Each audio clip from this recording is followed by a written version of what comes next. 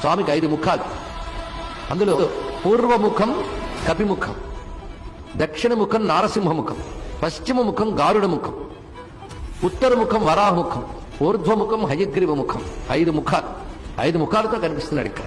5 ముఖాలు ఎవరివి? హనుమవి. హనుమవుడు రుద్రుడికి ఎన్ని ముఖాలు? 5. అందుకే రుద్రస్వరూపమైన.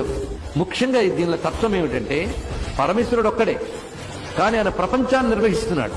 తన హనుమంతుడిని ఉపాసిస్తే 5 దేవతలను ఉపాసిస్తే ఫలితం. హనుమస్వామి యొక్క పంచముఖాలను ఉపాసిస్తే 5 రకాల ఫలితాలు ఇస్తున్నాడు. ఎప్పుడైతే ఆంజనేయ ముఖాన్ని ఉపాసించామో శత్రు సంహారం జరుగుతుంది. దక్షిణ ముఖం అంటే ఆ నృసింహ వదనం, అన్ని భయాలని పోగొట్టాడండి. 3వ వదనం గరుడ వదనం, అది ధ్యానిస్తే సర్వ విషములు పోగొడతాడు. దీనివల్ల ఆయుష్ పెరుగుతుంది. ఆ తర్వాత వచ్చినటువంటిది మహాస్వామి యజ్ఞవరాహస్వామి. యజ్ఞవరాహస్వామి ధ్యానం చేస్తే అనేక యజ్ఞములు చేసిన ఫలితం లభిస్తుంది. ఊర్ధ్వవదనం ఏంటంటే హయగ్రీవ వదనం.